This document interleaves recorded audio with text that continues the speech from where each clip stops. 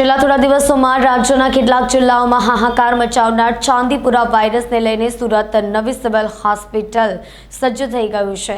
નવી સિવિલ હોસ્પિટલમાં 30 બેડની અલાયદી વ્યવસ્થા કરવામાં આવી છે। છેલ્લા થોડા દિવસોમાં રાજ્યના કેટલાક જિલ્લાઓમાં વાયરલ એન્કેફેલાઇટિસ ચાંદીપુરા વાયરસના ચેપ સંક્રમણને કારણે નાના બાળકો ખાસ કરીને 9 મહિનાથી 14 વર્ષ સુધીના બાળકોના મૃત્યુ નોંધાયા છે। સદનસીબે સુરત જિલ્લામાં ચાંદીપુરા વાયરસથી સંક્રમણનો એક પણ કેસ નોંધાયો નથી। આ ગમચેતીના ભાગરૂપે પ્રજાજનોમાં કોઈ ભય ન ફેલાય તે માટે આરોગ્ય વિભાગ સતર્ક છે। સુરત નવી સિવિલ હોસ્પિટલ સજ્જ થઈ ગઈ છે। કેન્દ્ર તથા રાજ્યના આરોગ્ય વિભાગના માર્ગદર્શન મુજબ વાયરલ એન્કેફેલાઇટિસ ચાંદીપુરા વાયરસ રોગના નિયંત્રણ અને અટકાયતી કામગીરીના ગમચેતીના ભાગરૂપે ગતરોજ મુખ્યમંત્રી આરોગ્ય મંત્રી સાથે જિલ્લા તંત્રની બેઠક મળી હતી। બેઠક બાદ સુરત નવી સિવિલ હોસ્પિટલમાં 30 બેડ તૈયાર કરાયા હતા। 15 ડોક્ટરોની ટીમ 24 કલાક ઉપલબ્ધ રહેશે। સૌરાષ્ટ્રમાં ચાંદીપુરા વાયરસ ઝડપથી ફેલાતા તંત્ર એલર્ટ મોડ પર આવી ગયો છે। યસ મેમ, આપનું નામ ને પરિચય।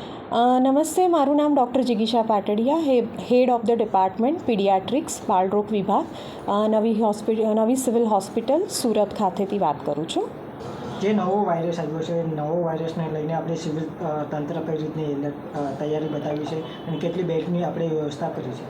જી, આપ સૌ જાણો છો એ પ્રમાણે જે વાયરલ એન્સેફેલાઇટિસના કેસીસ ગુજરાતમાં જોવા મળી રહ્યા છે, એમાં સાઉથ ગુજરાતમાં તૈયારીના ભાગરૂપે નવી સિવિલ હોસ્પિટલ ખાતે આપણી પાસે 20 બેડનું પીડિયાટ્રિક ઇન્ટેન્સિવ કેર યુનિટ હાલમાં કાર્યરત છે। એની સાથે જો કોઈ આવા સંભવિત કેસીસ આપણી પાસે સાઉથ ગુજરાતમાંથી આવશે તો એના માટે બીજું 10 બેડનું પીડિયાટ્રિક ઇન્ટેન્સિવ કેર યુનિટ ચાલુ કરવાની તૈયારી અત્યારે ચાલી રહી છે। એટલે કે અમે બપોર સુધીમાં એને કાર્યરત કરી લઈશું। ઇન્ટેન્સિવ કેર યુનિટમાં પેશન્ટ્સને માટે જરૂરી વેન્ટિલેટર્સ, દવાઓ, હોસ્પિટલ માટેનો ડૉક્ટરનો staff, nursing staff, support staff, life saving medicines અને બીજી તમામ સુવિધાઓ ઉપલબ્ધ હશે। કેટલા ડૉક્ટરો એમાં કાર્યરત રહેશે? હાજી, અમારી એક ઇમરજન્સી ટીમ 24/7 ઓન ડ્યુટી રહે છે। એની સાથે પીડિયાટ્રિક ઇન્ટેન્સિવ કેર યુનિટનો ડેડિકેટ 6 થી 7 ડૉક્ટરોનો સ્ટાફ 24/7 ઇન્ટેન્સિવ કેર યુનિટમાં હાજર રહે છે। આ વાયરસ કેટલો ગંભીર ગણાય છે?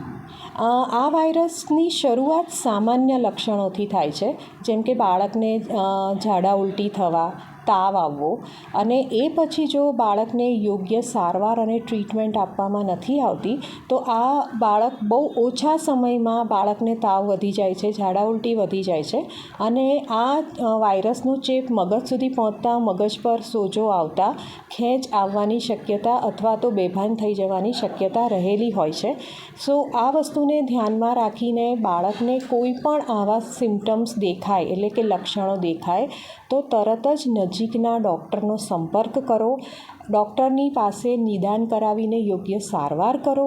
સારવાર પછી પણ જો આપના બાળકને સંતોષકારક ફેરફાર નથી દેખાતો પરિસ્થિતિમાં તો તમે નજીકની ડિસ્ટ્રિક્ટ હોસ્પિટલ અથવા મેડિકલ કોલેજના ડૉક્ટરનો તરત જ સંપર્ક કરો। અને જો ડૉક્ટર તમને ત્યાં દાખલ થવાની સલાહ આપે છે તો મહેરબાની કરી દાખલ થઈ બાળકના યોગ્ય નિદાન અને સારવાર આગળ વધી શકે એ માટે જરૂરી પગલાં લેવા માટે ડૉક્ટરનો સંપર્ક કરી અને એમને સહાય કરો।